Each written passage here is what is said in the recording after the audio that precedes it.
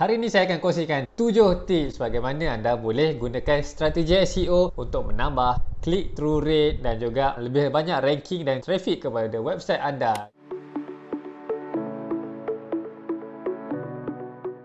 Hai, selamat datang kepada The Zik Digital bersama host anda Adlan Khalidi. Saya akan kongsikan video-video mengenai digital marketing, panduan, berita dan tips berkaitan dengan SEO, Google Ads, Facebook dan sebagainya. Hari ini saya akan kongsikan 7 tips yang saya gunakan untuk buat kerja-kerja SEO pada website saya dan juga klien saya. Alright, tanpa membuang masa, mari kita lihat tips yang pertama. Okey, bila anda membuat konten, biasanya anda akan letak tajuk kan? Okey, tajuk dia panjang. Okey, dan jika anda menggunakan WordPress, apa yang anda type di title tersebut dia akan jadi URL. Okay? Sebelum anda publish, anda lihat pada bahagian URL tersebut, cuba ringkaskan title tersebut. Bukan title atas, contohnya kalau saya letak artikel untuk video ni adalah 7 tips SEO yang anda perlu tahu. Saya tak nak URL dia jadi 7-tips-SEO dan seterusnya. Okay? Saya akan ringkaskan, URL dia akan jadi tips SEO perlu tahu. Okay? Ringkas je kan. So ada 4 perkataan saja dalam URL tersebut supaya Google tahu so apakah URL ni ada tak maksud dia. Tak perlu panjang sangat, okey, tapi padatlah kan, mesej dia sampai kepada Google bot. Sebab yang manusia akan baca pada title, tetapi Google akan baca URL juga kan. Manusia jaranglah nak baca URL dalam link tersebut. Okey, tips yang kedua ialah title tag. Jika anda gunakan WordPress, anda boleh adjust. 3 benda yang boleh adjust sebenarnya tau. Satu, title yang ada dalam WordPress. Kedua ialah URL tadi kan. Yang ketiga ialah meta title tag. Okay? Jika anda menggunakan plugin seperti SEO Yoast, anda boleh pergi ke bahagian bawah tu, anda boleh tukar title tag tersebut. So title tag tersebut yang akan keluar dalam Google search result tu. So kat sini anda boleh tukar supaya tak semestinya sama dengan tu, tapi kalau boleh sama lah. Kalau anda nak tambah sikit, menarik sikit, anda boleh ubah kat title tag. Sebab kat dalam preview sendiri tu, bawah tu dia akan tunjuk bagaimanakah rupa bila orang search jumpa website anda di Google, apakah rupa dia. Okay? So anda letaklah keyword yang sesuai dalam title tag tersebut. Walaupun kita ada kat title dalam blog, tapi dia boleh ada bila display dalam search result. Tips yang ketiga ialah anda perlu buat konten yang panjang ataupun lagi bagus. Saya tak suka konten yang sangat panjang. Okay? Tak sebenarnya anda tulis 1500, 2000 patah ke apa tu kan. Contohnya ada keyword saya target panduan SEO kan. Saya tengok orang lain buat panduan SEO, berapa banyak patah perkataan dia buat. Okay, boleh tak saya kalahkan dia dari segi bilangan patah perkataan. Okay? Kalau boleh lagi banyak, lagi bagus. Tapi ada banyak cara lain juga, seperti tambah baik dari segi grafik ataupun video dan sebagainya lah. Kalau anda tak biasa menulis, tulis 1000 patah tu bukan benda yang mudah lah kan.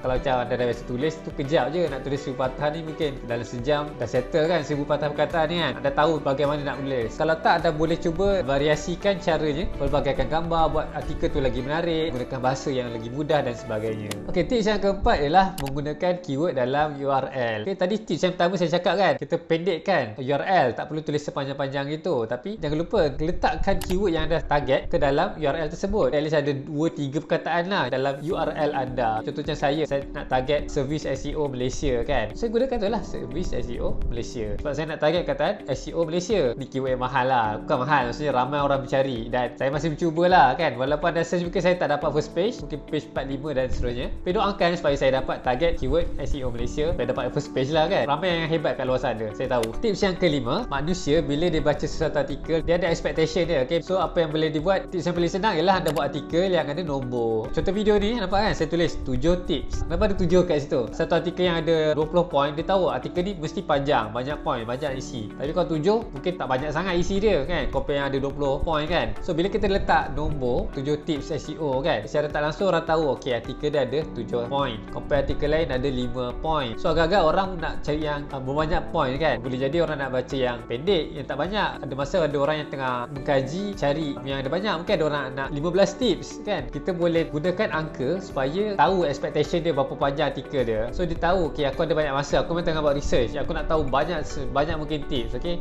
research lah yang ada 15 tips ke, 7 tips ke, 20 tips dan sebagainya lah. Benda-benda macam ni saya nampak kalau macam website travel saya pernah jumpa, dia senaraikan berpuluh-puluh 50 pulau yang menarik di Malaysia yang anda perlu lawati. Simple artikel tapi bayangkan ada 50 point, 50 dalam tajuk dia. Kalau compare artikel website travel lain, ada 15 tempat yang perlu lawati versus 50 plus tempat untuk dilawati. So kemungkinan ada orang dia tahu ya, aku nak tahu apa yang sampai 50 tempat dapat menarik ni kan.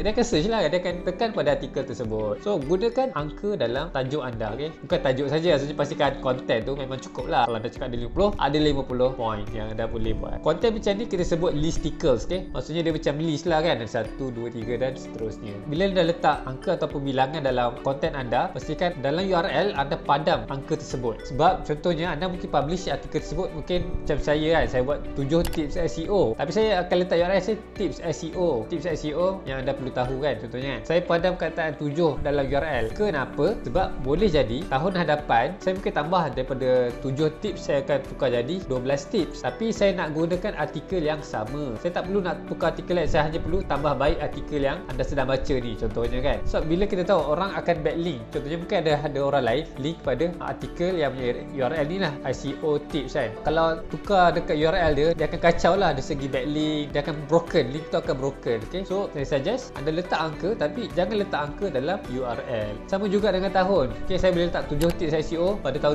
2021 yang anda perlu tahu, contohnya kan. Tapi dalam URL saya tak letak tahun 2021 tu, sebab saya nak artikel ni akan evergreen, URL ni akan evergreen, ramai orang share, link tak akan broken. Saya dah tambah baik artikel ni pun, saya boleh gunakan 12 tips SEO pada tahun 2022, contohnya kan. Tajuk tukar tapi URL masih sama. Anda belajar sesuatu, okay, ayat ni favourite betul kalau pergi seminar kan. Okay, tips yang ke-6, okay, prune atau trim atau delete artikel yang kurang perform. Saya tahu memang anda penat tulis artikel yang panjang, tetapi kalau artikel tu tak mendatangkan traffic, orang tak baca artikel tersebut kan. Saya tak tahulah sebab apa kan. Patutnya kalau anda dah buat keyword research, anda tahu artikel ni ramai orang baca, tapi mungkin sebab faktor persaingan dan sebagainya, orang tak baca artikel tersebut lah, dia berada di belakang. Apa yang anda boleh buat ialah anda buang, ataupun kalau tak nak padam pun anda boleh draft lah kan, ataupun kalau pakai WordPress anda boleh pending review ke, ataupun letak sebagai draft lah kan. Nak padam rasa sayang, mungkin nak buat rujukan di masa hadapan, okay, tak apa, buat itu sebagai draft, okay, supaya Google dah tak index artikel tersebut. Point dia macam ni, anda tak ada sampai 100 atau beribu artikel, tapi bila website anda ada highly relevant artikel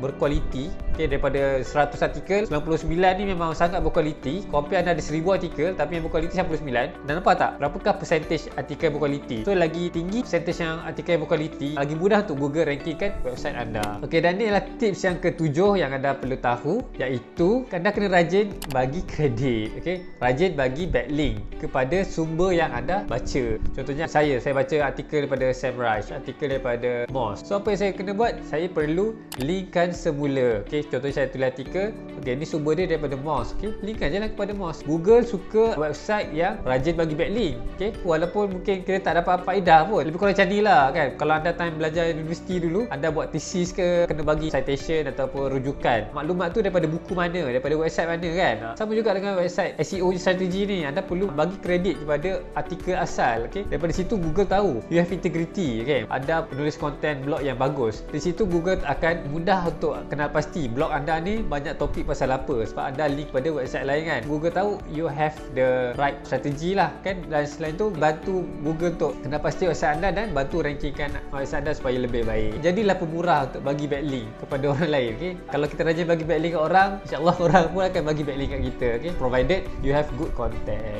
Okey, sekian saja episod Digital pada hari ini. Terima kasih kerana menonton sampai hujung. Jika anda suka dengan perkongsian marketing dalam bentuk video daripada saya, okey, jangan lupa untuk subscribe dan hidupkan notification supaya anda dapat video yang terbaru pada saya pada setiap minggu, okey. Dan jangan lupa like dan share juga video-video saya. Kita jumpa lagi dalam video yang akan datang. Bye.